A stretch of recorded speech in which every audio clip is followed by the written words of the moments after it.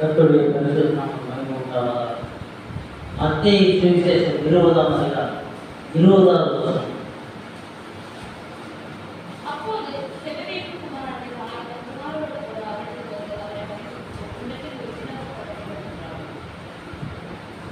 செபதேவின் குமாரருடைய தாய். செபதேவியுடைய குமாரர் யார்? யாக்கோபு, யோவான். இந்த 2 பேரும் அப்போஸ்தலர். விசுவாசங்களில் அதிகாரம் கொண்டவர்கள், அற்புதத்தை செய்ய அதிகாரம் கொண்டவர்கள், கர்த்தருடைய உத்தரவை பெற்றவர், அபிஷேகம் பெற்ற அப்போஸ்தலர்கள். இந்த அப்போஸ்தலனுடைய தாய் ஒரு விண்ணப்பம் பண்ணுகிறார். இந்த விண்ணப்பம் என்ன? செபதேவின் குமாரருடைய தாய் தன் குமாரரோடு கூட அவரிடத்தில் வந்து, இந்த 2 பசங்க அங்கே வந்திருக்காங்க, யாக்கோபும் யோவானும் கூட வந்திருக்காங்க. இந்த விண்ணப்பத்துக்காக யாரு? அப்போஸ்தலர் வந்து அவரை பணிந்து கொண்டு உம்மிடத்தில் ஒரு விண்ணப்பம் பண்ண வேண்டும் என்றார். அவர் அவளை நோக்கி, உனக்கு என்ன வேண்டும் என்று கேட்டார். அதற்கு அவள், உம்முடைய ராஜ்யத்திலே என் குமாரராகிய 2 பேரில் ஒருவன் உமது வலது வாரிசத்திலும் ஒருவன் உமது இடது வாரிசத்திலும் உட்கார்ந்து அருள் செய்ய வேண்டும் என்றார். ஒரு விண்ணப்பத்தை கேட்கிறார். அவருடைய விருப்பம் என்னவோ அதை சொல்கிறார். இது இவருடைய விருப்பமாக இருக்கிறது, தேவனுடைய விருப்பம் அல்ல. அவருடைய சித்தத்தின்படி ஏறுகின்ற விண்ணப்பங்களை அவர் ஏற்றுக்கொள்வார். அவருக்கு ஏற்ற விண்ணப்பம், அவருக்கு உகந்த விண்ணப்பம், நாம் பண்ணுகிற விண்ணப்பம் அவருக்கு பிரியமானதா இருக்கிறதா அல்லது அவருக்கு ஏற்றதா இருக்கிறதா? இந்த விண்ணப்பத்தை அவர் அருள் செய்ய வேண்டும் என்றால் இயேசு பிரதியுத்தரமாக, நீங்கள் கேட்டுக்கொள்கிறது இன்னது என்று உங்களுக்கு தெரியவில்லை. சிலர் ஜெபம் பண்ணும் போது என்ன பண்றோம்னு தெரியாது, சாட்சி சொல்லும் போது என்ன பண்றோம்னு தெரியாது. போகிற வழியில் நடந்த எல்லா சம்பவத்தையும் சொல்லுவாங்க. 2 வீலரில் போனது, ஒரு குறுக்கு வந்தது, ஒரு பஸ்ஸு குறுக்கு வந்தது, ஒரு ஓரமான நின்னது, பெட்ரோல் போட்டது, அங்கே எல்லாம் சொல்லுவாங்க. கடினமான பயங்கரமான தடைகளுக்கிடையே கர்த்தர் எனக்கு காரியத்தை வாய்ப்பு பண்ணினார். இது போதும் சாட்சி. ஒரு விஷயத்துக்காக நான் போனேன், சரியான தடை, பயங்கரமான தடை, எல்லாவற்றையும் உடைந்து இந்த காரியத்தை எனக்கு வாய்ப்பு பண்ணார் அப்படின்னா புரியும், எல்லாருமே புரியும். எல்லாரும் படித்தவங்க தான், என்னை விட அதிகமாக படித்தவங்க. எனக்கு புரியும்போது உங்களுக்குலாம் புரியாம இருக்காது. அப்போ இவர் என்ன செய்யறா? கேட்டுக்கொள்வது இன்னதென்று தெரியாம. நிறைய பேருடைய ஜபம் அப்படிதான் இருக்கு, கேட்டுக்கொள்வது என்னதென்று தெரியாமல். ஒரு ஊழியக்காரர் ஜபம் பண்றாரு, பிரார்த்தி ஜபத்துல ஒரு கூட சேர்த்து வச்சு ஒரு பேரை சொல்லி அவனை பொடனிக்கு அடிக்காண்டவர், அவனை பொடனிக்கு அடிக்க ஊழியக்காரர் ஜபம் பண்ற. நீங்கள் கேட்டுக்கொள்வது என்னதென்று உங்களுக்கு தெரியவில்லை. நாம் என்ன கேட்டுக்கொள்கிறோம் என்பது நமக்கு தெரியணும். நாம் பண்ணுகிற ஜபத்தை பொறுத்து செய்யணும். அது நமக்கு தேவையா? இது அவசியமா? தேவையில்லாத காரியங்கள், அவசியமில்லாத காரியங்களை நாமளே சொல்லி சமாளித்து வந்துடலாம். ஆனாலும் தேவ கிருபை எப்போதும் நமக்குள்ளே இருக்க வேண்டும். தேவனுடைய கிருபை எப்போ இருக்கணும்? நாம் அவரை எப்பவுமே நினைச்சுக்கிட்டே இருந்தால் தான் அவருடைய கிருபை நமக்குள்ளே இருக்கும். அவரை விட்டு விடும் பொழுதுதான் பொருளாசை, பேராசை, பணாசை, தவறுகள் எல்லாம் அந்த பாதுகாப்பு விலகும் போதும் ட்ரெயின் அந்த ரூட்லேயே போயிட்டு நல்லா போயிட்டு இருக்கும். விலகுச்சுன்னா நகர முடியாது. அதான் ஆவிக்குரிய செய்தி. இன்னதென்று உங்களுக்கு தெரியவில்லை. நான் குடிக்கும் பாத்திரத்தை நீங்கள் குடிக்கவும், நான் பெறும் ஸ்நானத்தை நீங்கள் பெறவுங்களால் கூடுமா என்றால் அதற்கு அவர்கள் கூடும் என்றார். ஏன்னா நான் செய்கிற காரியத்தெல்லாம் நீங்கள் செய்வீங்கன்னு சொல்லிட்டார். அவர் அவர்களை நோக்கி, என் பாத்திரத்தில் நீங்கள் குடிப்பீர்கள், நான் பெறும் ஸ்நானத்தை நீங்கள் பெறுவீர்கள். ஆனாலும் என் வலது வாரிசத்திலும் என் இடது வாரிசத்திலும் உட்கார்ந்திருக்கும்படி என் பிதாவினால் எவர்களுக்கு ஆயத்தம் பண்ணப்பட்டிருக்கிறதோ அவர்களுக்கே இல்லாமல் மற்றவர்களுக்கும் அதை அருள்வது காரியமாக இருக்கிறார். தேவனுடைய சித்தம், தேவனுடைய நியமனம். கர்த்தர் ஒரு நபரை நியமித்து வைத்திருப்பார். அந்த இடத்துக்கு போன நம்ம ஆசைப்படக்கூடாது. நம்முடைய ஆசீர்வாதத்திற்காக நாம் ஜெபம் நம்முடைய உயர்வுக்காக ஜெபம் பண்ணலாம். இன்னொரு இடத்துக்கு போக வேண்டும் நாம் ஆசைப்பட முடியாது. யார் அந்த இடத்துக்கு யாரை அந்த இடத்துல தேவன் நியமித்து வைத்திருக்கிறாரோ அவர்கள் தான் போக முடியும். இயேசு கிறிஸ்துவோடு கூட இவ்வளவு காலத்தில் இருந்தவர்கள் இந்த அப்போஸ்தலர் 2 பேரும். ஒருவேளை இந்த பசங்க சொல்லியன்னா அந்த அம்மாவுக்கு தெரியும், வலது வாரிசத்திலே இடது வாரிசத்திலே உட்கார்ந்து எப்படி அந்த அம்மாவுக்கு தெரியும்? இது சீசர்களுக்கு தான் தெரியும், அப்போஸ்தலருக்கு தெரியும். அப்ப இந்த பசங்க சொல்லியிருப்பாங்க. ஒருவேளை சொல்லியிருக்கலாம், சொல்லாம இருக்கலாம். பசங்க கூடவே வந்தாங்கன்னா சொல்லி கூட்டிட்டு வந்திருக்கலாம். அப்போ என்னதான் ஸ்தானத்தில் இருந்தாலும் அந்த ஸ்தானத்தை முழுவதுமாய் அடைவதற்கு முன்பதாக இடைநிலையில எல்லா காரியத்தையும் பொறுத்துக்க முடியாது. ஒரு ஊழியத்தை செய்ய வேண்டும் என்றால் ஒரு ஊழியக்காரன் கீழே இருக்கணும். இதுதான் முக்கியம். பைபிள் காலேஜ் படிக்கணும். 2வது பைபிள் காலேஜில் படிச்சுட்டு பிரசங்கம் பண்ண ஊழியம் பண்ண முடியாது. ஒரு அனுபவம் தான் தெரிஞ்சு. ஒரு ஊழியக்காரருக்கு கீழே இருந்து பணிவிடை செய்யும் பொழுது அநேக காரியங்களை கற்றுக்கொள்ள முடியும். பலரும் வருவாங்க, அவங்களுக்குலாம் ஆலோசனை சொல்லுவாங்க, அதை கேட்கணும். அநேகர் நம்மள்கிட்ட ஆலோசனை சொல்லுவாங்க, கேட்பாங்க. இதுக்கு நம்ம சொல்லணும். அனுபவம். ஊழியக்காரர் கீழே இருந்து ஒரு ஊழியத்தை செய்யும் போதுதான் அந்த ஊழியத்திற்கு அனுபவம் வர முடியும். பைபிள் காலேஜ் படித்தாலும் ஒரு ஊழியக்காரர் கீழே இருக்கணும். அப்போ இயேசு கிறிஸ்துவோடு கூட இருக்கிறாங்க. இயேசு கிறிஸ்துவுக்கு கீழாகத்தான் இந்த 2 பேரும் யாக்கோபு யோவான் இருக்கிறார்கள், செபதேயு குமாரர்கள். ஆனால் இவர்களுக்கு இன்னும் புரியல. அவர்களுக்கு எப்பொழுது புரிந்தது என்று சொன்னால், இயேசு கிறிஸ்து எல்லா உபதேசங்களும் செய்துவிட்டு மரித்து உயிர்த்து பரலோகத்திற்கு போன பிறகுதான் இந்த அப்போஸ்தலருக்கு புரிந்தது. யோவானுக்கும் யாக்கோபுக்கும் அதற்கு பிறகுதான் புரிந்தது. இந்த யோவானுடைய ஊழியம் பெரியது.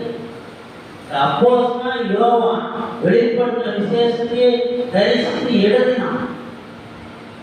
இன்னைக்கு இந்த சூழ்நிலையில அவனுக்கு ஒன்றும் புரியல. வலது வாரிசம் இடது வாரிசம் மேன்மையான்றோம் முன்கூட்டியே ரிசர்வ் பண்ணி அல்ல. அது யாருக்கு நியமிக்கப்பட்டதோ அவர்கள் தான் பெற்றுக்கொண்டார். மற்ற 10 பேரும் அதை கேட்டு அந்த 2 சகோதரர்கள் எரிச்சலானார்கள். தேவையில்லாத ஒரு பிரச்சனை எடுத்து போனார். எதுக்காக ஜெபம் பண்ணணும்? அப்ப இந்த ஜெபம் நிராகரிக்கப்பட்டது. இந்த செபதேயு குமாரனுடைய தாயின் ஜெபம் நிராகரிக்கப்பட்டது. மார்க்கு சுவிசேஷம் 5ஆம் அதிகாரம் 10ஆம் வசனம்.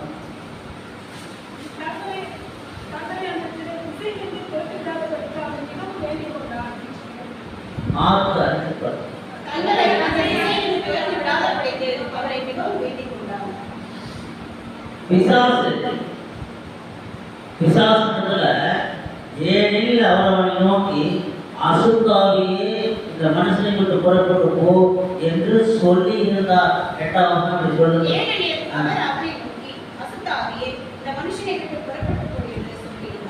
ஏற்கனவே சொல்லி இருந்தார். கண்ட உடனே புறப்பன உடனே அது ஒரு விண்ணப்பம் வைத்திருப்பார்கள். பிசாசு ஒரு விண்ணப்பம். தங்களை அந்த திசையிலிருந்து துரத்துகிறார்களுக்கு அவை மிகவும் வேண்டிக் கொண்டது. அப்பொழுது அவ்விடத்தில் மலைகளிலே அநேகம் பண்டிகள் கூட்டமாய் மேய்ந்து கொண்டிருந்தது. அந்த பிசாசுகள் எல்லாம் அவரை நோக்கி பண்டிகளுக்குள்ளே போகும்படி அவர்களுக்குள்ளே எங்களை அனுப்பும் என்று அவரை வேண்டிக் கொண்டன. இயேசு அவர்களுக்கு உத்தரவு கொடுத்த உடனே அசுத்தாவிகள் புறப்பட்டு பண்டிகளுக்குள் போயின. என்ன பாரு, உடனே ஏறக்குறைய 2000 பன்றிகளுடன் அந்த கூட்டம் உயர்ந்த மேட்டிற்கு ஓடி கடலிலே பாய்ந்து கடையில் அமைந்து மாண்டது. ரொம்ப ஆச்சரியமா இருக்கு. ஒரு ரெண்டு அப்போஸ்தலனுடைய தாய், இரண்டு அப்போஸ்தலனுடைய தாய் போய் இயேசு கிறிஸ்துவுக்கு ஒரு விண்ணப்பத்தை பண்ணுகிறார். அதை நிராகரித்து விட்டார். இயேசு நிராகரித்து விட்டார். இங்க பிசாசு ஒரு விண்ணப்பம் பண்ணது. பிசாசுனா ஒன்று ரெண்டு இல்லை, லேகியோன் என்றால் ஒரு சிலர் 4000 என்று சொல்லுகிறார்கள், ஒரு சிலர் 7000 என்று சொல்லுகிறார்கள். ஆயிரக்கணக்கான பிசாசுகள் ஒரு வார்த்தையில் ஒருவனுடைய சரீரத்துள்ள இருந்து ஒரு விண்ணப்பம் பண்ணுகிறது.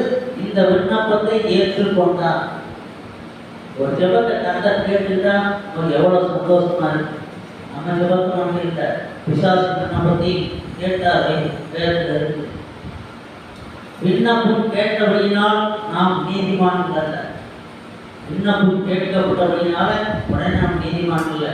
கர்த்தர் நம்ம அப்போ கொடுப்பார். நாம் செய்த விண்ணப்பத்துக்காக நமக்காக வேற யாரும் ஜெபம் பண்ணியிருப்பாங்க, அதுக்காக ஒரு வேலை கொடுக்கணும்.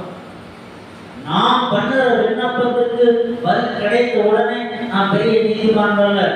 நாம் கர்த்தருக்கு பிரியமானவராக இருந்தால் நாம் பண்ணுகிற எல்லா விண்ணப்பத்திற்கும் பதில் கிடைக்க வேண்டும்.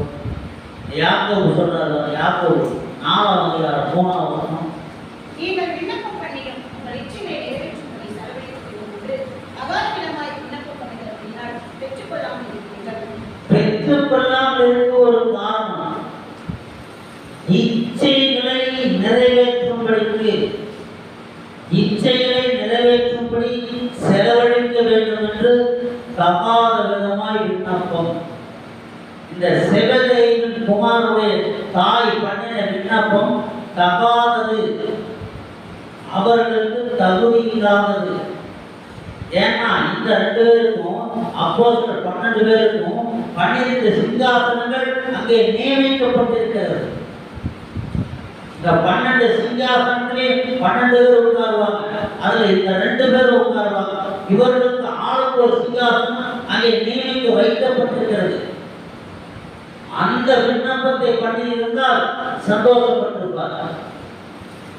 அதை பண்ணல. வலது வாரிசுகள் இடது வாரிசுகள் என்று கேட்ட விண்ணப்பம் தேவனுக்குரிய விண்ணப்பமாய் அல்ல, ஆண்டது உகந்த விண்ணப்பமாய் அல்ல. அதை நிராகரித்தார். அநேக விண்ணப்பங்கள் தகாத விதமாய் காணப்படுகிறது. தங்கள் இச்சைகளை நிறைவேற்றும்படி செலவழிக்க வேண்டும். ஊழியத்துக்காக ஒரு காரியத்துக்கு விண்ணப்பம் பண்றோம்னா அது நிஜமாவே ஊழியத்துக்கு காரியத்துக்காக இருக்கணும். மனசுக்குள்ள எனக்கு ஆசை இருந்து நிறைய சேர், எல்லா கட்சியும் நிறைய சேர், நம்மளுக்கும் நிறைய சேர் இருந்தால் நல்லா இருக்கும் ஒரு ஆசை இருந்தது. அப்போ ஒரு சூழ்நிலை வந்தது. இப்போ மொத்தம் 100 சேருக்கு மேலே இருக்கிற அளவுக்கு தேவன் உதவி செய்திருக்கிறார். இதை நான் ஒரு செலவினமா கொடுக்கல, என் மனசுக்குள்ள ஆசை. போகிற பிரயத்தனில் போகிற சர்ச்சையெல்லாம் பார்த்தா நிறைய சேர் வச்சுருப்பான். இந்த இடத்துல அவ்வளோதான் சேர் போடலாம், அவ்வளோ சேர் இருக்கு. அப்போ விருப்பப்பட்டாலே கர்த்தர் நியாயமான விருப்பத்திற்கு கொடுக்கிறதா இருக்கலாம். நாம் அவருக்கு கீழ்ப்படிவதா இருக்கணும். உண்மை என்னுடைய மூலதனமே உண்மைதான், என்னுடைய இதுவும் கிடையாது. அனுபவம்னா உலக பிரகாரமான அனுபவங்கள், அந்த அனுபவங்களை ஊழிக்க முடியாது. அந்த அனுபவங்களை வைத்து மனிதர்களை கணிக்கலாம். இது இந்த குவாலிட்டி, இந்த குவாலிட்டி. கொஞ்ச நேரம் பேசணும்னா கண்டுபிடிப்போம், சொல்ல மாட்டோம். கொஞ்ச நேரம் ஒரு 10 நிமிஷம் பேசணும், இது இந்த ரகம் தெரியும். அது உலக அனுபவம். ஊழியத்திற்குள் வந்தவருக்கு கர்த்தர் வெளிப்படுத்துகிற காரியத்தை அறிகிறோம். அவர் எந்த நபராக இருந்தாங்க, அவர் என்ன செய்தாங்க, என்ன பிரச்சனை என்பதை வெளிப்படுத்த கர்த்தர் ஆவியானவர் எனக்கு உதவி செய்தால்தான் பொழுது கண்டுபிடிக்கிறத சொல்ல முடியும். எப்பவும் தேவனை குறித்து தேவன் நம்மிடத்துல பெருசா உண்மையை எதிர்பார்க்கிறார்.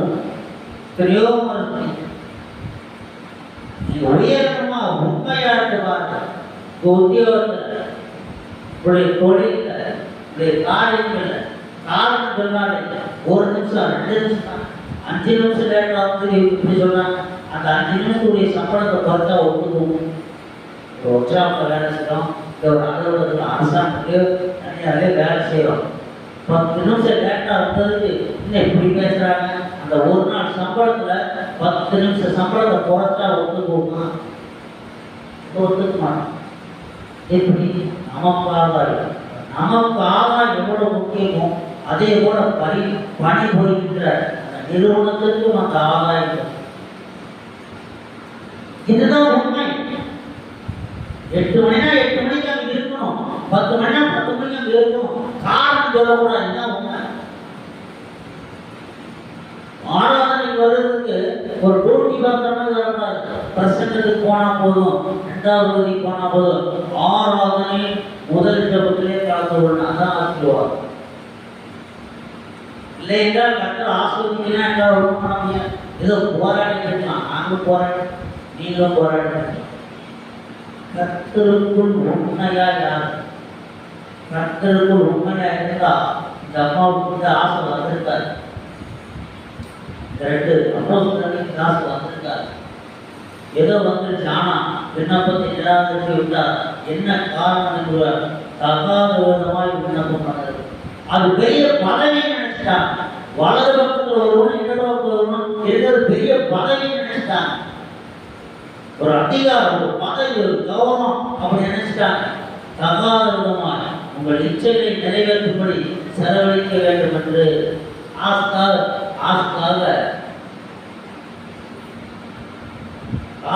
விண்ணப்பம் பண்றோம். பணம் இருந்தாலும் தேவை. என்ன தேவைக்காக நம்ம காசுக்கிறோம்? எல்லாமே இன்னும் கொஞ்சம் பணம் வேணும். எல்லாரும் கொண்ட எண்ணம் தான். எங்களுக்கு அந்த எண்ணம் கிடையாது. எனக்கு அந்த என்ற பணம் இருந்துச்சுன்னா போதுமான பணம், மீதியான பணத்தை எந்த ஊழியத்துக்காவது அது எந்த ஒரு ஏழை மக்களுக்காவது கொடுத்து விடுவோம் உண்மையாக தான் யோசிக்கும். ஏன்னா விதைக்கு கற்று விளைய செய்வார். அதை தெரிஞ்சுக்கணும். முதல்ல நிலத்துல விதைக்கு முளைச்சிட்டு அது முளைச்சிட்டு அது ஒரு காய் பிடிச்சாரு விதைக்கு விட்டா அதெல்லாம் முளைக்கும். அப்புறம் அதை பறிக்கிறோம். அது ஒரு காய் அதெல்லாம் முளைக்கும். இதுதான் கர்த்தரும் அப்படிதான். கொடுங்கள் அப்பொழுது உங்களுக்கு கொடுக்கப்படும். இந்த வசனம் தெரியாத ஊழியர்களே கிடையாது. யார் எத்தனை பேர் கொடுத்தாங்க? நான் ஊழியர்காரங்க சொன்னேன். கொஞ்ச நாளைக்கு ஒரு குறிப்பிட்ட அளவு தசம்பவம் குறைஞ்சி போச்சு. இன்னும் தசம்பவம் குறைய வேண்டியது இருக்கு. எல்லாம் குறைஞ்சிச்சுன்னா என்னால் ஒன்றும் பண்ண முடியாது. கர்த்தர் கொடுக்குறத சாப்பிட்டு நம்மளால் இருக்க வேண்டியதான். கர்த்தர் கொடுத்தாருன்னா செய்வேன், ஏன்னா செய்ய மாட்டேன்னு சொல்லுவாங்க. அந்த ஊழியர்காரர் சொன்னாங்க, உங்களுக்கு கொடுக்கணுங்கிற மனசுக்கு கர்த்தர் உங்களுக்கு கொடுப்பார்கள். கர்த்தர் எனக்கு கொடுப்பார் நம்பிக்கை அவருக்கு இருக்கு. ஆனா அவருக்கு கொடுப்பார் நம்பிக்கை அவருக்கு இல்லை. இதுதான் பரிதாபம். கொடுப்பார் நம்பிக்கை இல்லை. அவர் படுகிற பிரயாசம் முயற்சி எல்லாம் பார்க்கும்போது கொடுப்பார் நம்பிக்கை இல்லை. தேவன் ஒரே ஒரு நபருக்காக செய்தவரல்ல. உலகத்துல எல்லாருக்காக தான் எல்லாத்தையும் படைத்திருந்தார். அதற்கு சில தகுதிகள் வேணும். அதை பெற்றுக் கொள்வதற்கு அதுக்கு என்ன செய்யணும்னா வேதத்தை கவனிக்கணும், அதுக்கு பயப்படணும், அதுக்கு கீழ்ப்படியணும். அப்பா நல்லது. இருதயத்தை பார்க்கிறார். இருதயம் ஆயத்தமாக இருப்பான்.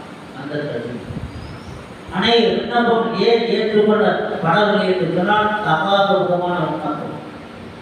அவசியமான விண்ணப்பத்தை பண்ணிக்கொண்ட பெற்றுக்கொள்ளவில்லை என்று சொன்னால் கர்த்தருக்குள் உண்மை இல்லை. உண்மையாய் அவர் தேடல. உண்மையாக அவரை முழு இருதயத்தோடு, முழு கலத்தோடு, முழு ஆத்மாவோடு, முழு மனதோடு அவரை தேடினால் அவர் எல்லாவற்றையும் கொடுக்கிறவராக இருக்கிறார். ஒரு மனிதன் வேலை எல்லாவற்றையும் கொடுக்கிறார். பெருமையானவையில் இருந்து ஆசீர்வதிக்கிறவராய் உயர்த்துகிறவராய் இருக்கிறார். தகாத விதமாய் விண்ணப்பம் பண்ணவர்கள் பெற்றுக்கொள்ளாமல் இருக்கிறீர்கள். 1 ராஜாக்கள் 3ஆம் அதிகாரம் 10ஆம் வசனம். சாலமோன் இந்த காரியத்தை கேட்டது அவருடைய பார்வைக்கு உகந்த விண்ணப்பமாய் இருந்தது. சாலமோன் ஒரு விண்ணப்பம் பண்ணான். ராஜாங்களுக்கு வந்துட்டான். இவர் செய்த முதல் விண்ணப்பமாய் காணப்படுது. செய்த முதல் விண்ணப்பம் அந்த விண்ணப்பம் என்னவா இருக்கிறது? கர்த்தருக்கு சாலமோன் இந்த காரியத்தை கேட்டது ஆண்டுடைய பார்வைக்கு உகந்த விண்ணப்பம் இருந்தது. ஆகையினால் தேவன் அவனை நோக்கி, நீ உனக்கு நீடித்த நாட்களே கேளாமலும், என்னன்னா மனுஷன் கேட்கலான்னு பாரு, நீ உனக்கு நீடித்த நாட்களே கேளாமலும், ஐஸ்வர்யத்தை கேளாமலும், உன் சத்துருக்களின் பிராணனை கேளாமலும், நீ இந்த காரியத்தையே கேட்டு நியாயம் விசாரிக்கிறதுக்கு ஏற்ற ஞானத்தை உனக்கு வேண்டிக் கொண்டபடினா. தேவனுடைய ஜனத்தை நடத்தணும். இந்த ஜனங்களை நடத்துவதற்கு ஏற்ற ஞானம் வேணும், எனக்கு அதுதான் வேணும் என்று சாலமோன் கேட்டான். ஊழிய செய்கிறவர்கள், ஊழியக்காரர்கள் யாராக இருந்தாலும், இதை யூடியூப்ல பார்த்தாலும் சரி, சபையை நடத்துவதற்கு, தேவனுடைய பிள்ளைகளை நடத்துவதற்கு ஏற்ற ஞானத்தை தர வேண்டும் என்று ஜெபம் பண்ணி அதை வாங்கணும் முதல்ல. ஏன்னா 100 பேர் வந்தாங்கன்னா 100 விதமா இருப்பாங்க, பல விதமான பேர் இருப்பாங்க. எல்லாரும் ஒருமித்து நடத்த வேண்டும் என்று சொன்னால் வேத ஞானம், தேவ ஞானம் அங்க இருக்கணும், ஆவியானுடைய ஒத்தாசை இருக்கணும், உதவிகள் இருக்கணும், அப்பதான் நடத்த முடியும். இந்த சாலமோன் என்னத்தை கேட்டா, உங்களுடைய ஜனங்களை நியாயம் விசாரிக்கிறது ஏற்ற ஞானத்தை எனக்கு கொடுக்க வேண்டும். அதை ஆண்டவர் உகந்த அவர் சொல்றாரு, நீ இதையெல்லாம் கேட்காம, உனக்கு தேவையான கேட்காமல், எனக்கு தேவையான என்னுடைய ஜனங்களுடைய ஞானம், நியாயம் விசாரிக்க நீ ஞானத்தை கேட்டபடினால் உன் வார்த்தையின்படி செய்தே, உன் வார்த்தையின்படியே செய்தே. கொஞ்சம் கூட தவறாம அந்த வார்த்தை என்னென்ன யோசித்து பாருங்க. வார்த்தையின்படியே செய்தேன், வார்த்தைகளின்படியே செய்தேன், ஞானமும் உணவோடு இருந்ததை உனக்கு தந்தேன். இதிலே உனக்கு சரியானவன் உனக்கு முன்னும் இருந்ததில்லை, உனக்கு சரியானவன் உனக்கு பின்னும் எழும்போவதில்லை. உலகத்திலே பெரிய ஞானி யாரென்றால் சாலமோன். அதற்கு முன்பு இருந்த ராஜாக்களிலாவது, நியாயாதிபதியிலாவது, மனிதர்களிலாவது சாலமோனை போல ஒரு ஞானி உண்டா? இல்லை. சாலமோனுக்கு பிறகு இருந்த இத்தனை காலம் இந்த உலகம் அழியும் மட்டும் சாலமோனை போல ஒரு ஞானி எழுப்பது உண்டா? எழுப்ப போவது உண்டா? இல்லை. உனக்கு முன்னும் இல்லை, உனக்கு சரியான உனக்கு பின் எழுப்புவதில்லை. இதோ ஒன்றி ஒரு விண்ணப்பம் தான் போட்டாங்க. ஒரு வலையை போட்டா எத்தனையோ மீன் வர மாதிரி, ஒரு பாட்டை 4 போட்ல 4 வலையை கட்டி இழுத்து போய் கடவுள் எவ்வளோ மாட்டி. அவன் வந்து ஒரு விண்ணப்பம் தான், அவனுக்கு என்னென்ன கிடைக்குவார் அந்த ஞானத்துக்கு உறுதிப்பாடு. உன்ன மாதிரி உலகத்தில் ஒருத்தருமே கிடையாது, நீ ஒருத்தன் குறைக்கு போகிறது அப்படியா கொடுத்து. அதுக்கப்புறம் சொல்றாரு, இதோ ஒன்றி நீ கேளாத ஐஸ்வர்யத்தையும் மகிமையும் உனக்கு தந்தே. பார்க்கிறவங்க எல்லாம் சாப்பிடாடிதான், பார்க்கிறவங்க எல்லாருமே சாதகமா பேசுவோம், பார்க்கிற எல்லாருமே புகழ்ந்து பேசுவோம், உன்னை உயர்த்தி பேசுவான், உன்னை கட்ட பயப்படுவாங்க, உனக்கு கீழ்ப்படிவாங்க. மகிமையாதான், மகிமை உனக்கு தந்தே. உன் நாட்டில் இருக்கிற ராஜாக்கு ஒருவனும் உனக்கு சரியானவன் இருப்பதில்லை. உன் நாளில் உனக்கு செய்யணும் ஒருத்தருமே கிடையாது. உன்னை எதிர்க்கிறவன் எதிர்த்து நினைக்க மாட்டான். நீ எங்க போனாலும் ஜெயித்து தான் வருவார். எப்படிப்பட்ட ஒரு ஆசீர்வாதம் இருக்கிறார். அவன் என்ன கேட்டான்? ஒரே ஒரு விண்ணப்பம், ஒரு ஜனங்களை நியாயம் விசாரிக்கும்படியான ஒரு ஞானத்தை தார். 9 வசனம். ஆகையால் உங்கள் ஜனங்களை நியாயம் விசாரிக்கவும், நன்மை தீமை என்னவென்று வகையறுக்கவும், அடியேனுக்கு ஞானமுள்ள இதயத்தை தந்தவர்களும் ஏராளமாய் இருக்கிற இன்னும் ஜனங்களை நியாயம் விசாரிக்க யாராலே ஆகும் என்றான். ஏராளமாய் இருக்கிற இந்த 9 ஜனத்தை விசாரிக்க, அவளை நீதியாக நடத்தணும், நியாயமாக சத்தியத்தை நடத்தணும், நியாயம் ஜனங்களை நடத்த, கட்டுரை ஜனங்களை நடத்த கட்டதுக்காக நம்மோடு கேட்கலாம். ஊழியத்துக்கு இப்படிப்பட்ட கால் வேணும், எதுக்காக கேட்கிறோம்? நம்ம அனுபவம் கேட்கிறோமா? எனக்கு ஆராய்ச்சினா இந்த ஓட்டி முடிஞ்சாச்சு. இப்போ கார் ஆசை எனக்கு கிடையாது. கார் வேணால் எடுத்துகிட்டு போகலாம், ஓட்டிட்டு போகலாம், கார் வச்சுருக்காங்க. என்கிட்ட காரும் கிடையாது, கார் ஆசை. கார் வாங்கணும், கரெக்டாக கொடுத்தாருன்னா பார்த்துக்குவோம். என்னமோ 2 வீலர் அளவுக்கு ஒரு கார் வந்துருக்குன்னு சொல்கிறாங்க. தஞ்சாவூர் இருக்கிறதா சொல்கிறாங்க. தஞ்சாவூர் போனோம், அதை குறித்து பார்க்கலாம். பேட்டரியாக இருந்தால் சரியாக வருமா வராங்க. கார் ஆசை எனக்கு இல்லை. இந்த மழை வெஞ்சால் நனையாமல் போகணும் அப்படிதான் நம்ம ஆசைப்பட்டோம். மழையில் நனையாமல் வெயிலில் காயாமல் உட்கார ஒரு ட்ரெயின் எடுத்தால் போதும்னு தான் நினைப்போம். ஆரம்பத்தில் இந்த ஆசை தான் மனசில் இருந்தது. போகிற வழியில் மோட்டாரும் இல்லை காட் போட்டுருப்பாங்க, அந்த மோட்டாரும் இருக்கும். மோட்டார் இருக்கிற மாதிரி ஒரு காட்டலாமல் இருக்கும், இதில் குடியிருந்துக்கலாமே. நம்ம நிலம் அப்படி இருக்குது. இந்த ஒன்றுக்குள்ளே குடியிருந்துக்கலாமே, அடுத்த ஒரு சாப்பிட இருக்கலாமே, இப்படி இருந்தால் போதுங்க அப்படியெல்லாம் நினைச்சு இருந்தது. ஆனால் நமக்கு எப்படிப்பட்ட பிரேயர்களை கொடுத்துருக்கா, வீட்டில் கொடுத்து இப்படிப்பட்ட வாகனத்தை கொடுத்துருக்காரு. நல்ல வாகனங்கள்லாம் ஓடுங்க. இன்னைக்குள்ள டிராஃபிக்கில் டிரைவிங் ரொம்ப கஷ்டம். சாப்பாடு தானே கஷ்டமாக இருக்கு. அப்போ நம்ம பண்ணுகிற விண்ணப்பம், அவருடைய பெயரை சொல்லி பண்ற விண்ணப்பம் அவருக்கு உகந்த விண்ணப்பமா இருக்கா? ராஜா பண்ணின விண்ணப்பம் அவருடைய பெயரை சொல்லி பண்ணினா அவருக்கு உகந்ததா இருந்தது. அவர் பேரை சொல்லி தகாத விதமா விண்ணப்பம் பண்றதுனாலதான் ஏதாவது கட்டர் கொடுத்தா அப்படி கடனை வாங்கி ஏதாவது பண்ணி வைக்கிற அப்படி ஆனா உண்டு. சபை ஆத்மாவுடைய நகையை வாங்கி அடமான வச்சு கடனை வாங்கி எல்லாம் வாங்கி கொடுக்க முடியாத ஆளுநர் வந்து கொடுக்க முடியாத ஓடி தீர்த்து ஊருக்கு ஓடி போன ஊழியரை அதெல்லாம். அப்ப நான் பண்ணுற விண்ணப்பம், கற்பனை பேரில் பண்ணுற விண்ணப்பம் எப்படிப்பட்ட விண்ணப்பமா இருக்கிறது? உகந்த விண்ணப்பமா இருக்கும். தகாத விதமா அவருடைய இச்சைகளை நிறைவேற்றுவதற்கு ஏற்ற விண்ணப்பமா இருக்கக்கூடாது. அவருக்கு உகந்த விண்ணப்பமாக இருக்க வேண்டும். உகந்த விண்ணப்பமாக இருக்கும். உகந்த விண்ணப்பமாக இருக்கும் சொன்னால் தேவன் அதை நிறைவேற்றி கொடுப்பார். மத்தேயு 18:10. இந்த சிறியரில் ஒருவனையும் அற்பமாய் எண்ணாதபடிக்கு எச்சரிக்கையாக இருங்கள். அவளுக்குரிய தேவதூதர்கள் பரலோகத்தில் என் பரமபிதாவின் சமூகத்தை எப்போது தரிசிக்கிறார்கள் என்று உங்களுக்கு சொல்கிறேன். அல்லாமலும் உங்களுக்கு 2 பேர், மத்தேயு 18:19. அல்லாமலும் உங்களுக்கு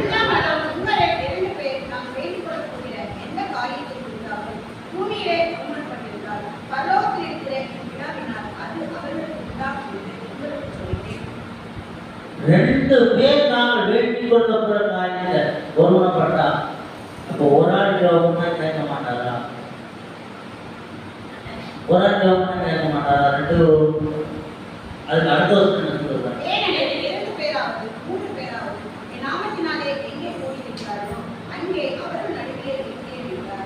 அப்ப 2-3 பேர் ஒன்று கூடதான் ஜெபத்தை கேட்பாரா? 2-3 பேர் பண்ணாலும் கேட்பார்.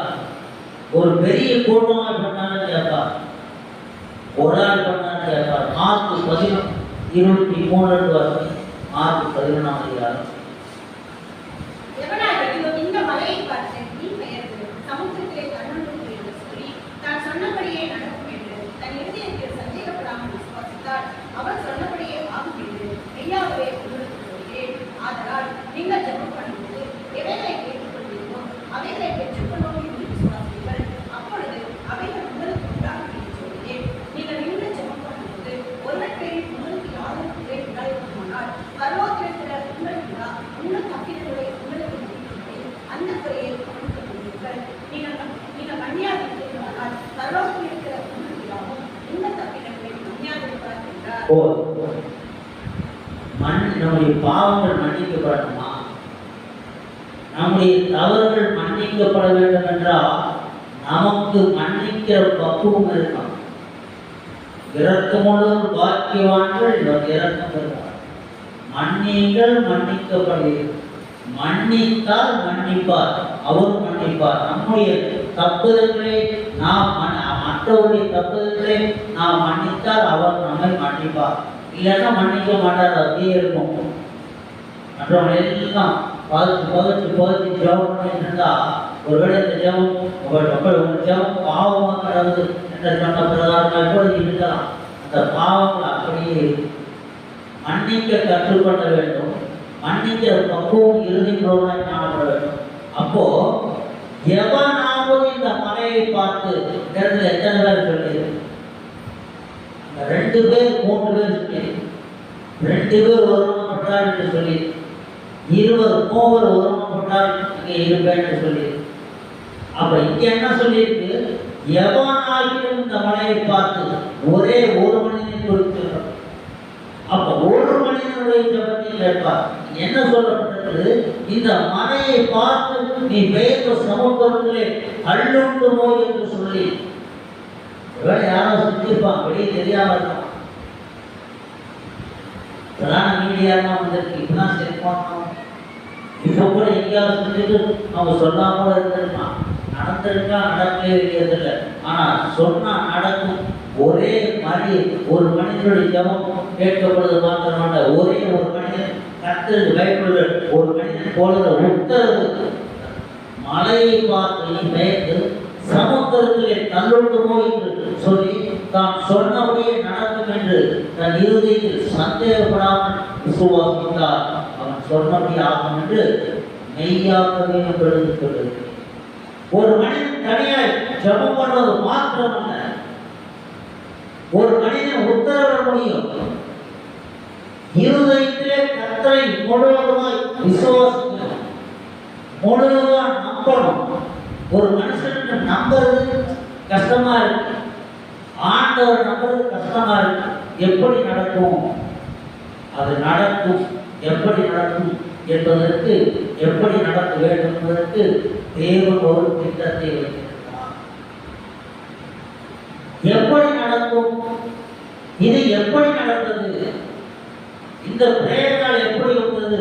வீடு எப்படி வந்தது? காம்பவுண்ட் எப்படி வந்தது? தேவன் ஒரு திட்டத்தை வைத்திருந்தார். நம்முடைய விருப்பங்களை பார்த்து, நம்முடைய விண்ணப்பங்களை பார்த்து தேவன் ஒரு திட்டத்தை வைத்திருந்தார். அதுக்கு முன்னாடியே அவர் தெரியும் இப்படி எல்லாம் கேட்பாங்க.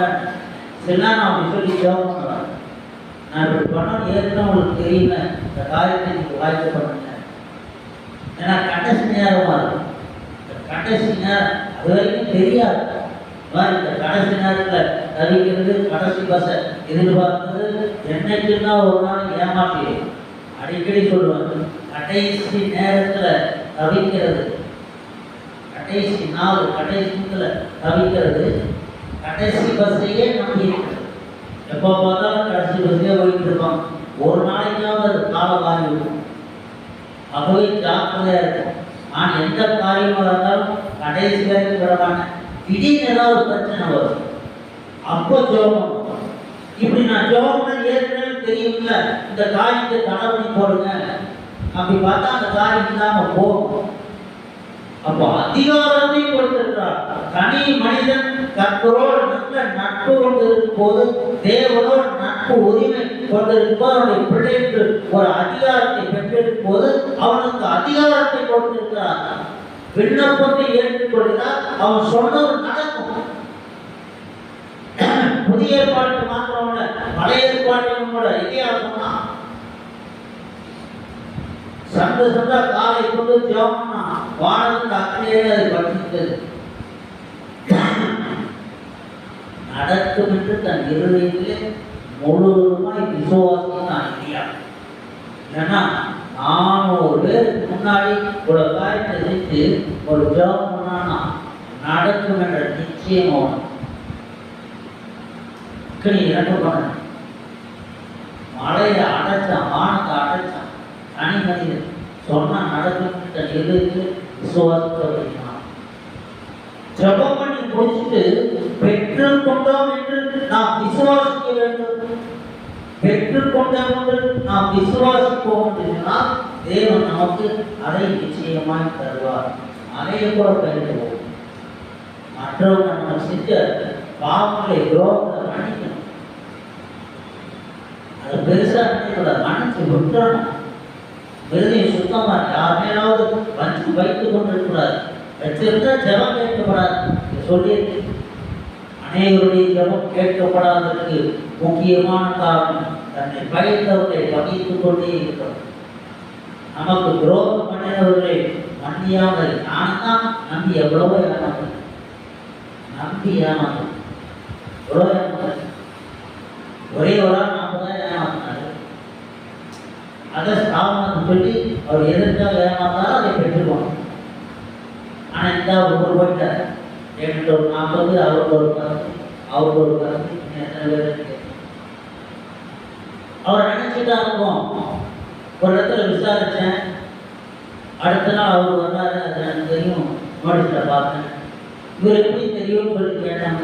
எனக்கு ஏற்கனவே தெரியும், நாங்கள் அங்கே இருக்கும்போது அவர் தெரியும், அவ்வளோதான். போல சொல்லி என்ன பிரயோஜனம்? அந்த பகையை மன்னிச்சிடணும். ஏமாற்றினால் ஏராளமானவே, ஆனால் இதை மன்னிக்கணும். நான் ஏமாறாம இருந்தால் எனக்கு எவ்வளோ பணம் இருக்கும், எவ்வளோ பணம் இருக்கும். ஏமாற்றினவர்களை மன்னிக்கணும். இப்போ யார் என் கண் முன்னாடி இருக்கிறதெல்லாம் வசனத்துக்கு கீழ்ப்படியும். இந்த பரலோகம் விட்டுறக்கூடாது. இல்லை கண் முன்னாடி பரலோகம் விட்டுறக்கூடாது. இப்படியும் பெற்றுக்கொள்ள வேண்டும். அது ஒரே வழி என்னன்னா வேதம் தான். அதை பெற்றுக்கொள்வோம் என்று விசுவாசிக்கிறதுக்கு வேதத்தை கை கொண்டாலும் அதை பெற்றுக்கொள்ள முடியும். அப்ப அதை பெற்றுக்கொள்ள தகுதியாக இருக்கோமே. அவருடைய பிள்ளைகளை வாழும்போது நாம் விண்ணப்பம் பண்ணுற எல்லா விண்ணப்பமும் ஏற்றுக்கொண்டு அவர் பலனளிப்பார். அதிகாரம் நம்ம சொன்னா நடக்கும். அதுக்கு மற்றவங்க மன்னிக்கிற பக்குவம் என்ன? தேவனுடைய பாவனையெல்லாம் மன்னிச்சாலும் இறக்கம் பாராட்டுவார். யாக்கோபு 1 அதிகாரம் 6-7. ஆனாலும் அவன் எவ்வளவாச்சும் சந்தேகப்படாமல் விசுவாசத்தோடு கேட்கிறவன், சந்தேகப்படுகிறவன் சாட்சினால் அடிபட்டு அடைகிற கடலின் அலைக்கு ஒப்படைக்கிறான். அப்படிப்பட்ட மனுஷன் தான் கர்த்தரிடத்தில் எதையாவது தரலாம் என்று வீணாதிருக்கார்கள். ஏழுங்கள் உங்களுக்கு கொடுக்கப்படும் சொன்னவர் இந்த இடத்துல என்ன சொல்றாரு? அப்போதுதான் யாக்கோபு நடக்கல. அவன் எவ்வளவாயிலும் சந்தேகப்படாமல் விசுவாசத்தோடு கேட்க கடவன். எனக்கு கிடைக்கும்ன்ற நம்பிக்கை, கிடைக்கும் அப்படிங்கிற சந்தேகம் கொஞ்சம் கூட இருக்கிறார். கிடைக்கும் முழு நம்பிக்கையோடு இருக்கிறார். அப்படி கேட்டால் உடனே கிடைக்கும். விசுவாசத்தோடு கேட்கிறவர் சந்தேகப்படுகிறோம். காற்றினால் அடிபட்டு அலைகள் கடல் அலைக்கு ஒப்பாக இருக்கிறான். சந்தேகப்படுகிறவர்கள் தான் ஒவ்வொரு இடத்துலையும் போய் உதவியை கேட்டுக்கொண்டது. சந்தேகப்படுகிறவர்கள் தான் யாரையாவது எதிர்பார்த்துருக்கிறோம். எங்கிட்ட கூட கேட்டுருக்காங்க, உதவி செய்ய ஸ்டாஃபம் எது இருந்தா சொல்லுங்கய்யா. கடைசியில் பார்த்தா அவர் ஏற்கனவே 4 உதவி வாங்கிட்டு இருந்தார். இப்போ இன்னொரு கேட்கிறார். கர்த்தர் மேல நம்பிக்கை இருந்தா நான் எவ்வளோ சாட்சியை சொன்னேன். கர்த்தர் அப்படியெல்லாம் செய்வார், இப்படியெல்லாம் செய்வார். கர்த்தரோட எவ்வளோ சொல்லி முடிச்ச பிறகு இதை கேட்கிறார். அப்படி அழைச்சிட்டே இருக்க வேண்டியதான். காற்றினால் அடிபட்டு அலைகிற கடலில் அலைக்கு ஒப்பாரி இருப்பாங்க. இப்படி இருக்கிறோம். சந்தேகப்படல என்னவா? அப்படிப்பட்ட மனுஷன் தான் தேவ கர்த்தரிடத்து எதையாவது பெறலாம் என்று நினையாது இருப்பார். எதையாகிலும் பெறலாம் என்று நினையாது இருப்பானாக. அப்போ கர்த்தரிடத்தில் பெற்றுக்கொள்ள வேண்டும் என்று நினைக்கவே கூடாது. அப்படிப்பட்ட ஜனங்கள் எல்லாம் போகிறோம். அப்படிப்பட்ட ஊழியக்காரர்கள் எல்லாம் போகிறோம். காலங்கள் கடைசியாகி கொண்டிருக்கிறது. சத்துருக்கள் எவ்வளவாய் பெருகிக் கொண்டிருக்கிறார். இந்த நாட்களிலும் சுயநலத்தோடு, அனாசையோடு, சுயநலத்தோடு மற்றவர்களை வஞ்சித்து குறை சொல்லி கடைசி காலம் நாட்கள் குறைவா இருக்கிறது. இந்த நாட்டில் எந்த சபையில என்ன நடக்குன்னு தெரியாது. ஆராதனை நேரத்துல, ஜப நேரத்துல என்ன நடக்குன்னு தெரியாது. வீதிஸ் நாட்கள் என்ன நடக்குது? இந்த நேரத்தில் ஒருமனப்பட முடியாத ஊழியக்காரர்கள் இருக்கிறார்கள் சொன்னால் அது மிகவும் கஷ்டமாக இருக்கு. தன்னுடைய ஜனத்தை காப்பாற்றிக் கொள்ள, சபையை காப்பாற்றிக் கொள்ள, நித்திய ஜீவனை பெற்றுக்கொள்ள எண்ணத்தை விட வேண்டுமோ அதை விட்டு ஒன்றும் கொண்டு வர முடியாதுங்கிறது எல்லாருக்குமே தெரியும். யாருக்கும் தெரியாது? ஒரு நாளில் மறித்து ஆகணும்னு எல்லாருக்கும் தெரியும். ஒன்றும் கொண்டு வர முடியாது எல்லாருக்கும் தெரியும். தெரிஞ்சவங்க சத்தியத்தை சொல்லணும். எதையாவது பெறலாம்னு நினைக்கவே கூடாது என்ற ஜனங்களும் போகிறது. சந்தேகப்படுகிறது, சிரமம் பண்ணிட்டு நம்பிக்கை இல்லாத இருக்கிறது. ஈரமனம் உள்ளவன் தன் வழிகளெல்லாம் நிலையற்றவனாக இருக்கிறான். இருமனம் என்ன பண்றது? இது பண்றதா அது பண்றதா? ஜபத்தை அவசரமா பண்ணுவான். ஏன்னா அவர் வெளியில போயிடுவான், கையில டொனேஷன் கொடுத்துருக்கும், அவசர அவசரமா ஜபம் ஆண்டவர் அந்த மனுஷனை பார்க்க போறேன், அவள் உள்ளத்துல பேசு என்று அவசரமா ஜபம் பண்ணிட்டு எடுத்து ஓடுவாங்க. அப்படி ஜபம் பண்ணக்கூடாது. நின்று நிதானமா தெளிவா பாவங்களை அறிக்கை செய்துவிட்டு இங்கே தேவையை கவனமா கேட்டா நம்ம அவர் தேடி போக முடியல. அவர் யாருக்காவது ஒருத்தர் வருவார். அவருக்கு மட்டும் இல்லை, அவருடைய இது கடினப்பட்ட என்ன பண்ண அவருக்கு இல்லை, இங்கேயாவது ஒருத்தர் உத்தரவிடுவதும் தேவனுக்கு அந்த விண்ணப்பத்தை நிறைவேற்றவில்லை என்று சொன்னால் இந்த நாட்களில் நீ பேசாமல் இருக்கா? எஸ்தருக்கு சொல்லப்படுகிறது, இந்த நாட்களில் நீ பேசாமல் இருக்கா யூதருக்கு சகாயம் ரட்சிக்கும் இன்னொரு வழியாக வரும். ஏன்னா ரட்சிக்கணும் கர்த்தர் முடிவு பண்ணிட்டார். அந்த வாய்ப்பை எஸ்தருக்கு கொடுத்திருக்காரு. தாதிமாரோட சேர்ந்து ஜெபம் மோத்தையெல்லாம் வெளியே ஒருமனப்பட்டு இருக்கணும். ராஜாவுக்கு தான் ராஜாவுக்கு போக முடியும். அந்த வாய்ப்பை கொடுத்திருக்கார். இந்த நாட்களை நீ அதை செய்யலன்னா இன்னொரு இடத்தை அதை செய்து விடுவார். இன்னொரு இடத்தை அதை செய்து விட்டால் ராஜாக்களின் நாட்களிலே இவரை உயிரோடு வைக்க மாட்டார், வைக்க மாட்டார். இருந்தால் எனக்கு இருந்தாலும் ஆகும், எனக்கு இருந்தாலும் ஆகும். இருமனம் உள்ளவன் வழிகளெல்லாம் நிலையற்றவன், சந்தேகப்படுகிறவன் கட்டளை பெற்றுக்கொள்ளலாம் என்று நினைக்க கூடாது. விசுவாசிக்கிறவன் எல்லாம் போடும், விசுவாசிக்கிறவன் எல்லாம் போடும், தேவனாலே எல்லாம் போடும். தேவனாலே கூடாதவை ஒன்றுமில்லை. விசுவாசிக்கிறவன் சாதிக்கிறவனாய் இருக்கிறான். மத்தேயு 13:58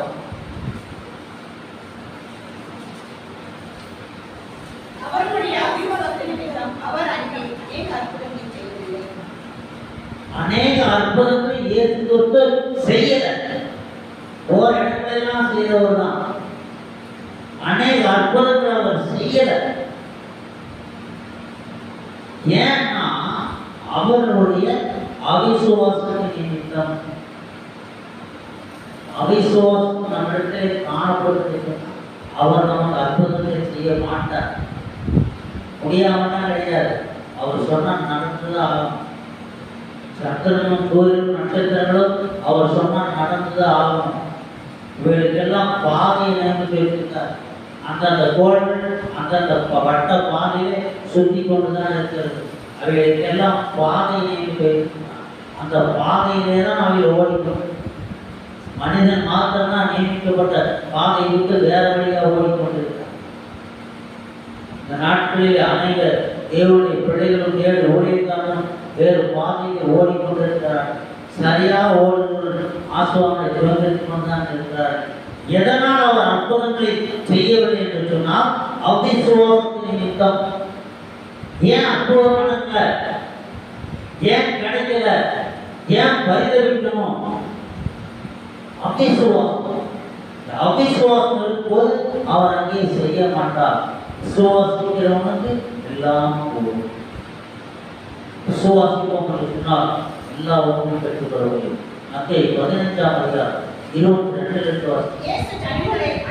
அப்பொழுது ஆண்டவரே, தாவீதின் குமாரனே, எனக்கு இரங்கும் என்றார். எனக்கு இரங்கும், என் மகள் பிசாசினால்படியே வேதனை படுகிறார் என்று சொல்லி கூப்பிட்டார். அவளுக்கு பிரதியுத்தரமாக அவர் ஒரு வார்த்தையும் சொல்லவில்லை. ஒரு வார்த்தையும் சொல்லல. அற்புதங்களை செய்கிறவர் ஒரு பேரை சொன்னால் தெரிஞ்சவங்கலாம் ஆச்சரியப்படுவாங்க. வருடத்தில் இருக்காருன்னு சொன்னால் பெரிய கூட்டமே போகும். அந்த இடத்துல ஒரு பிரசங்கத்தில் சாப்பிட்ட புருஷன் மாத்திரம் 5000 பேர். அப்போ வயதானவர்கள், குழந்தைகள், பெண்கள் எத்தனை பேர் கணக்கு போட முடியாது. அந்த காலத்தில் அந்த ஊர்ல மொத்த ஜனமே அவ்வளவுதான் இருந்திருப்பாங்க. நாங்கெல்லாம் சின்ன பசங்களா இருக்கும்போது, சின்ன பசங்கன்னா 18 வயசு 20 வயசு இருக்கும்போது ரோடு தார் வந்து நின்று பார்த்தா கடைசியிலேயும் சுத்தமா இருக்கும். ஒருத்தரவே இருக்க மாட்டாங்க. யாராவது ஒருத்தர் வந்து ஆச்சரியம். ஒரு 5-6 பேர் இருந்தா என்ன கூட்டமா இருக்கு. அப்பவே ஜனத்தோட அவ்வளவுதான். ஏதோ அந்த குறித்த நேரத்தில் இந்த ஸ்கூல் நேரத்தில் பிள்ளைய போதும் அதிகமா இருக்கும். அப்ப 2000 வருடம் முன்னாடி எத்தனை பேர் இருந்திருப்பாங்க. அதுல சாப்பிட்ட புருஷன் மாத்திரம் 5000 பேர். மற்றவங்களாம் கணக்கு போனா எத்தனை பேர்? அதோட மொத்த ஜனமே அவ்வளவுதான் இருந்திருப்பாங்க நினைக்கிறேன். இவர் பேரை சொன்னாலே இவ்வளவு பேர் தேடி போறாங்க. அவரால் எல்லா அற்புதத்தையும் செய்ய முடியும். ஆனா இப்போ ஒரு விண்ணப்பம் பண்றா, அவருக்கு ஒரு வார்த்தையும் சொன்னது, ஒரு வார்த்தையும் சொல்ல. அப்பொழுது அவருடைய சீசர்கள் வந்து இவள் நம்மை பின்தொடர்ந்து கூப்பிடுகிறாளே, இவளை அனுப்பிவிடும் என்று அவரை வேண்டிக் கொண்டார். அதற்கு அவர், காணாமல் போல ஆளுகளாகி இஸ்ரவேல் வீட்டாருக்கு அனுப்பப்பட்டேன் என்று மற்றபடி அர்த்தம் என்றார். இஸ்ரவேல் வீட்டாருக்காக நமக்கு இவர்கள் காணாமல் போனார்கள், சக்திக்கு நழுவி போனார்கள், பார்வைக்கு விலகி போனார்கள். அவர்களை தேடி வந்திருக்கேன்னு சொல்றார். அவள் வந்து ஆண்டவரை உதவி செய்யும் என்று அவரை வணிந்து கொண்டார். அவர் அவரை நோக்கி, பிள்ளைகளின் அப்பத்தை எடுத்து குட்டிகளுக்கு போடுவது நல்லதல்ல என்றார். எவ்வளவோ அவளை இழிவுபடுத்தினார். எனக்கு சம்மந்தமே இல்லாதால் வீட்டுக்கு வெளியே இருக்க வேண்டியா அல்லது தெருவில் சுத்துற ஆள் உனக்கெல்லாம் செய்ய மாட்டேன் தான் நம்ம அர்த்தம். அவன் என்ன சொல்றா, அதற்கு அவள் மெய்தான் ஆண்டவர், இதை ஒத்துக்க முடியுமா? நாய் குட்டிகளுக்கு போடுறதுன்றதல்ல, நீ ஒரு நாய் உள்ள ஒரு நாய்க்குட்டி அர்த்தம். மகள் கொடிய வேதனைப்படுகிறாள் பிசாசுனா, மகள் அவளுக்கு தான் அந்த மகளுக்கு தான் அற்புதம் தேவை. அந்த மகள் தான் நாய்க்குட்டி. இவ்வளவு ஒரு நாய் சொல்லப்பட்ட இவ்வளவு நீ நாய், ஒரு நாய்க்குட்டி. நாய்க்குட்டிக்கு நான் பிள்ளைகளை பற்றி போட மாட்டேன், பிள்ளைகளுக்காக நான் அற்புதம். அவ சொல்றா, மெய்தான் ஆண்டவரை, ஆமா நான் நாய் தான், ஒத்துக்க முடியுமா? அவர் ஒத்துக்கிட்டதுக்கப்புறம் அவர் என்ன சொல்றாரு, ஆயிரம் நாய்க்குட்டிகள் தங்கள் எஜமானி மேஜைகளுடன் தொழிற்சி தின்னுமே என்றார். நாய் தான் நான், ஆனால் நீ சாப்பிட்டு வெளியில் கொண்டு போனதில்லை, இதுல இருக்கிறது நாங்கள்லாம் சாப்பிடுவோம். நீங்க எஜமான், நீங்க வீட்டுக்குள்ள நல்லா சாப்பிடுவீங்க, சாப்பிட்டு இலையை கொண்டு வெளியில் போடுவீங்க, அதை நாங்கள் சாப்பிடுவோம். நாய் தான் ஒத்துக்கிறார். எவ்வளவு கால்கள் திட்டி விண்ணப்பம் பண்றான் அவர்களுக்காக. ஏசு அவளுக்கு பிரயோஜனமாக, ஸ்திரீயே உன் விசுவாசம் பெரியது. எதை பார்த்து அவர் கொடுக்கிறார்? அவருடைய வார்த்தைகளினால, வார்த்தையிலே வெளிப்பட்ட விசுவாசம். இயேசு கிறிஸ்து ஆச்சரியப்படும்படிக்கு அவருடைய விசுவாசம் பெரிதாக இருந்தது. இவள் இஸ்ரவேல் யூதா கோத்திரத்தால் அல்ல. நாம் எல்லாரும் இஸ்ரவேல் கோத்திரம், யூதா கோத்திரம், ஆவிக்குரிய இஸ்ரவேல் தான். இந்த விசுவாசம் புறச்சாதில் இருக்கிற இந்த விசுவாசம் ஒரு மணி நேரத்தில் செத்து போடும்போது திருவாரூர் போய் கூட்டில் வாங்கும்போது அவங்க நாங்கள் அவங்க போன மூப்பர் போனான்னு சொன்னாங்க. இந்த மாதிரி நாங்கள் பிரேயர் கார்டுக்காக தான் நான் வாங்குகிறோம், சர்ச்சுக்காக வாங்கலாம்னு சொல்லும்போது அவர் ஒரு பிராமி சொன்னாரோ, ஐயோ வாங்கினதுக்காக இருந்தால் நீங்கள் அவ்வளோ காசு கொடுக்குறாருன்னா நீங்கள் ரொம்ப குறைச்சி கொடுத்தா போதும், பாதிகளை கொடுத்தா போதும். கர்த்தரை அறியாதவர், கடவுள் ஆசீர்வதித்தவர் என்று பொதுவாய் அறிந்திருக்கிறவர், ஆனால் யார் கடவுள் என்று தெரியாதவர். அவர் சொன்னார், ஐயோ புள்ளிதான் கொடுக்காது வாங்கினார், உடச்ச விலைக்கு தான் கொடுத்தாரு, கம்மி விலைக்கு தான் வாங்கிட்டு வந்தாங்க. பெரிய சீட்டா போட்டா போதும். நான் போடுறேன், இந்த 30 சேர்ந்து போட்டது, அதனுடைய செலவுக்கு குறைவு தான். கூட பெரிய செட்டு இவ்வளோ பெரிய செட்டாக போட்டாங்க. அப்போ இந்த கானானிய ஸ்திரீக்கு, புறஜாதிகளில் உள்ள ஸ்திரீக்கு இருந்த விசுவாசம் இன்றைக்கு இஸ்ரவேல் ஜனங்களுக்கு இருக்கிறதா? அந்த அந்நியன் பயந்த பயம், தேவனுக்கு பயப்படுற பயம் நமக்கு இருக்கா? தேவனுக்கு பயப்படுற பயம், ஆண்டவருடைய காரியத்தில் எவ்வளவா இருந்ததை கடினப்படுத்துகிறோம். ஆண்டவர்கள் எவ்வளவு விசுவாசம் நமக்கு. அவர் ஆச்சரியப்பட்டார். இயேசுவோட பதிவிருக்கிறமா, ஸ்திரியே உன் விசுவாசம் பெரிது, பாராட்டின சொல்றார். நீ விரும்புகிறபடி உனக்கு ஆகப்படவில்லை என்றார். அந்நேரம் அந்த மகன் அவருக்கு சொன்னார், விரும்புகிறபடி. அதான் ஒரு அம்மா தன் பிள்ளையை பற்றி என்னதான் நினைப்பாங்க. ஜாதி மட்டும் போனா, விசாரிச்சு மட்டும் போனா போதுமா? ஏற்கனவே பல கோட்டைகள் இருக்கும். இந்த காலத்தில் இருந்த இந்த காலத்தில் இருக்கும்.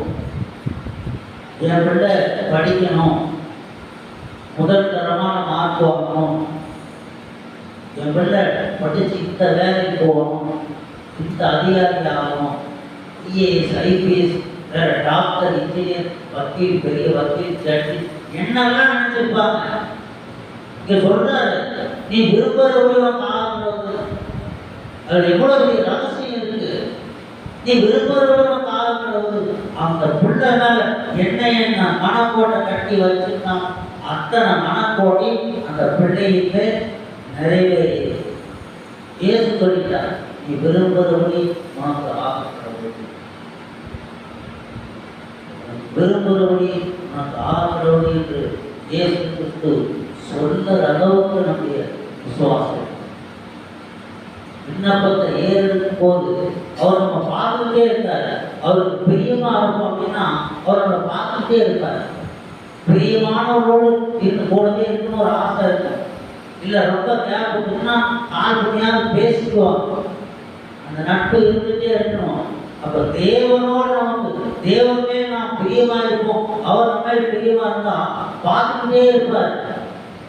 சக்திக்கே கை கொள்ளாம அல்லையா போட்டு ஸ்தோத்திரம் போட்டு சத்தம் போட்டு சேர்ந்தான் பண்ணிட்டே இருந்தா இது வழக்கமான குரல் தான். இது மாவுக்கு கேட்ட குரல் தான். அப்படிதான் இருக்கும். விசுவாசிக்கிறவர்கள், பயப்படுறவர்கள், கீழ்படுகிறவர்கள் ஜெபம் பண்ணினாங்கன்னா உடனே பார்ப்போம், என் பிள்ளையை என்ன கூப்பிடுறாங்க. எவ்வளவு பிள்ளைங்க இருந்தாலும் நான் பிள்ளையை கூப்பிடும் போது அவங்களுக்கு ஒரு பிரச்சனை இருக்கும்.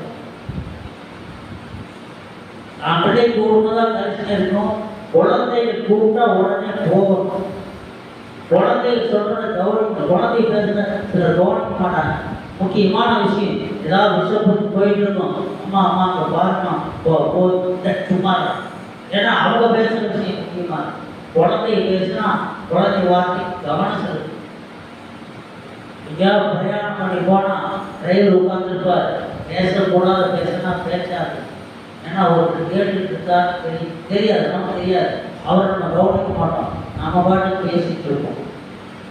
குழந்தைகள் முன்பாகவும் கார் ஓட்டும்போது டிரைவர் முன்பாகவும் பேசக்கூடாதவர்களே பேசக்கூடாது. நாவை அடக்கம் என்பதை வேணும். ஆண்டவருக்கு பயப்படுற பயம். இந்த கானானிய ஸ்திரியை போல விசுவாசம் எப்பொழுதும் ஜாக்கிரதையா இருந்து அவருடைய கவனத்தை ஈர்த்துக் கொள்ளுதல், இவையெல்லாம் நம்மோடு கூட இருக்கும் என்று சொன்னால் தேவன் நம்முடைய விண்ணப்பத்தை ஏற்றுக்கொள்வார். செபதேயுடைய குமாருடைய தாய் விண்ணப்பம், யோவான் யாக்கோபுடைய தாய் விண்ணப்பம் நிராகரிக்கப்பட்டது. தேவன் என்ற பிசாசு கேட்ட விண்ணப்பம் ஏற்றுக்கொள்ளப்பட்டது. என்ன ஆச்சரியம், ஆண்டவர் பாருங்க, நம்ம சாத்தானா ஏற்றுக்கொள்ளப்பட்டது. சாலமோன் செய்த விண்ணப்பம் உகந்த விண்ணப்பமாய் காணப்பட்டது. ஆனானே ஸ்திரீ பண்ணின விண்ணப்பத்தை அவர் கண்டுகொள்ளவே இல்லை. விடாப்பிடியாய் பின்தொடர்ந்து போராடி தன்னை தாழ்த்தி நாய், நான் நாய், என் பிள்ளை நாய்க்குட்டி என்று ஒத்துக்கொண்டவர் போராடி வெற்றி பெற்றார். அந்த நேரத்தில் அந்த மகளுடைய அந்த பிசாசிலிருந்து விடுதலை மாத்திரமல்ல, அந்த மகளுக்குரிய எதிர்காலங்கள் எல்லாருக்கும் அவர் பெற்றுக்கொண்டார். நீ விரும்புகிறபடி உனக்கு ஆர்வம் கொண்டார். இந்த பிள்ளையை குறித்து அவர் அந்த ஸ்திரீ என்ன ஆசைப்பட்டால் அது நடக்கும். அப்படிப்பட்ட ஆசீர்வாதத்தை நாம் பெற்றுக்கொள்ள விண்ணப்பங்கள் ஏற்றுக்கொள்ளத்தக்கதாக நாம் விண்ணப்பம் பண்ணுவோம். சரி, ஸ்தோத்திர ராஜா, துதிக்கிறோம் அப்பா, துதிக்கிறோம். ஹல்லேலூயா, ஸ்தோத்திரம் ஸ்தோத்திரம் ஸ்தோத்திரம். எங்களை அதிகமாக நேசித்த நல்ல பிதா, நன்றியோடு துதிக்கிறோம் ராஜா. ஆண்டவரே, இந்த நல்ல நாளுக்காக உங்களுக்கு நன்றி செலுத்துகிறோம். இந்த பரிசுத்த ஓய்வு நாளுக்காக உங்களுக்கு நன்றி செலுத்துகிறோம். உங்களுடைய சமூகத்தில் வரவும், உங்களை ஆராதிக்கும், வசனங்களை வார்த்தை பகிர்ந்தோம், வாடி போடும் கொடுத்த திரும்பிக்காகவும் நன்றி செலுத்துவோம். சொல்லப்பட்ட வசனங்கள் வார்த்தைகளெல்லாம் படி ஜீவனுள்ளது வல்லமையுள்ளது. ஒவ்வொரு எதிரிலும் பதியத்தக்கதாக விசுவாசத்தோடு ஜெபித்து பெற்றுக்கொள்ளத்தக்கதான் ஜப வீரர்களாய் ஒவ்வொருவரும் மாறத்தக்கதாக மெய்யாக பிள்ளைகளாய் காணப்பட கிருபை செய்ய வேண்டுமா ஜெபிக்கிறோம். கூடி வந்திருக்கிற ஒவ்வொரு பேருடைய வல்லமை நடந்து வருவதாக சரீரத்திலே காணப்படுற தலைவர்கள் சொல்ல வேண்டிய போராட்டங்கள் வேதனை வியாதி யாவும் இயேசுவினால் எரிக்கப்பட்டு அழிக்கப்பட்டு போவதா சமாதான தேவனை ஒவ்வொரு இதயங்களிலே குடும்பத்திலே குளிர்ந்து ஆளுகை செய்கிறார். யாவும் முடிவெடுத்தோம் சாட்சியாக நினைத்து ஜபத்தை கேட்ட முடியாத இயேசுவின் நாமத்தில் பிதாவே ஆமென். ஆத்துமாவே முழுவதுமே ஆத்துமாவை நன்றி சகலமான ஆமென். வேறு வேறு வேறு